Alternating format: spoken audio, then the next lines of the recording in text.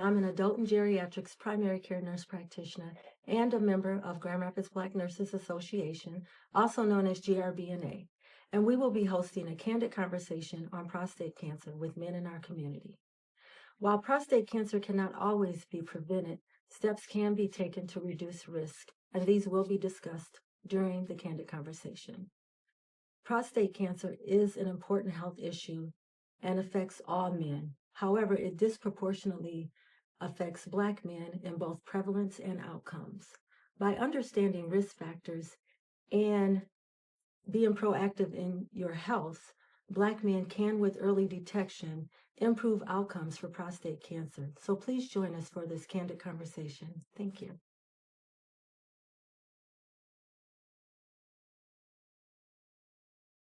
Most men will die with prostate cancer, but they may not die from it.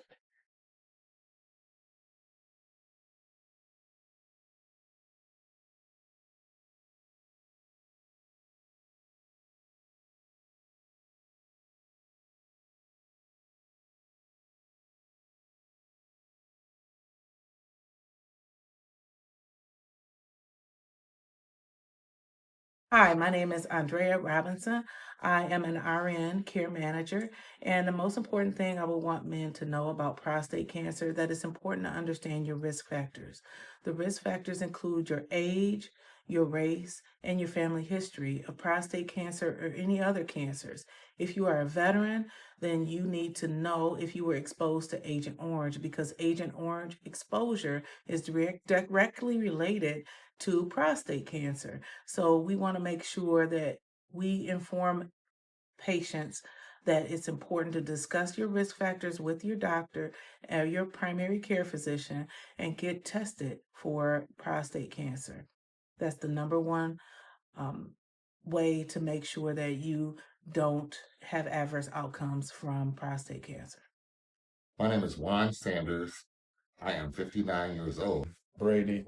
I'm 59.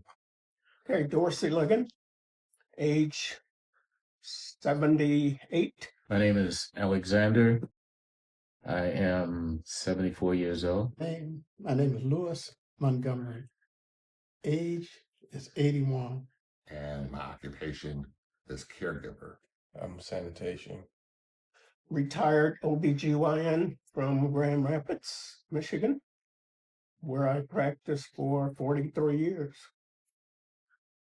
Occupation, retired postal employee. And I'm retired public employed.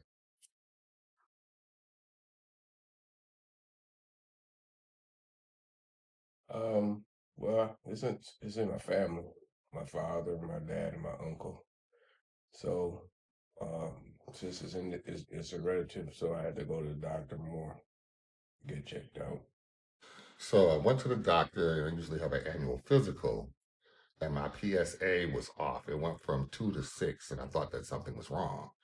I was like, even though it's a small amount of movement, it tripled in a year. So I talked to my urologist. He said, let's do an ultrasound biopsy to figure it out. So we did the ultrasound biopsy, and what happened was next, they take 12 cores on the prostate itself, and one of them came back positive for cancer. I didn't. My doctor discovered it and sent me to a urologist who told me after he examined me and took some samples of the prostate, that's when I found out I had prostate cancer. I felt fine. I had an insurance physical, and the agent called me and told me that my PSA was elevated and I should follow up. And I was totally shocked. I had no symptoms.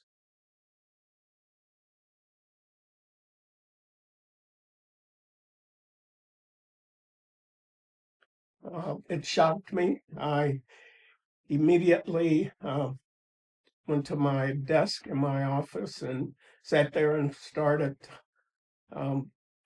thinking the worst, thinking cancer, prostate cancer. I also tried to name pallbearers and just different people who I needed to contact. It didn't. I wasn't let me put it like this. I wasn't scared. I was concerned. I wasn't worried. I was concerned. So I didn't have a mental breakdown, and it didn't affect me mentally at all. Uh, it bothers me a lot. What it makes me do a lot of research. Makes you look at life a little different, especially like you'll never be how you say it you never you just it bothers you a lot. It gives you it messes with your confidence with women's. It messes with your confidence with anything because a lot of people don't like to talk about it, but it's here, and you got to be a strong person, or it's gonna bother you. But other than that, you can't talk to any kind of woman. I tell you that it bothers you. Confidence, your self confidence, self esteem. I hear some people talk about you know bad things, but then you talk to them, you say, hey, look, I go through the same thing. So sometimes people feel a little bit better just to hear it from somebody else. You know. So I had a lot going on this particular year. My mom passed away. And then when I found out about my prostate cancer, I was shocked. I've had kidney cancer, and so I've already had a urologist. And my urologist, again, identified what was happening and explained to me, this is what's going on with you now. And, we can take care of this. So I was okay mentally about, because they caught it super early. And that's the big thing. If you catch it early, no man should die from this particular thing, this cancer. Well, initially, it kind of, because I was watching it during the process, I had time to think about it. Uh, so it wasn't a surprise when we decided that, okay, we got it, we're going to do something about it. Because it's about 3 months, I had about 3 months before we decided to do something. And I had decided I wasn't going to just sit and wait for something to happen. I knew I had a cousin who I gave a call. I talked to and told him what my diagnosis was. He had prostate cancer and he had radiation. Uh, but there was one thing, and he was the only person I talked to about it. Uh, he lived in Virginia. We talked on the phone. My sister's husband, my brother-in-law, died from prostate cancer. I wasn't going to tell her because it wouldn't have been good. Um, but he told me about the radiation, the type of radiation he was going through, proton something, I don't know what it was. Um, and he just encouraged me. So my mental state was, and I talked to my wife, of course, she was encouraging too. Um, I had just decided that, okay, I've seen enough people, I've talked to people, and, God has kept me this long, made me aware of what was happening, so I'm going to act on it. I'm going to do what I have to do. My mental state was, I wasn't thinking about death as much. I was thinking I was not going to let this be the thing that I want to die with it. I don't want it to do what caused my death. I'm Cyrita Drake. I'm part of the Grand Rapids Black Nurses Association. I am a nursing professor and also a psychiatric mental health nurse practitioner.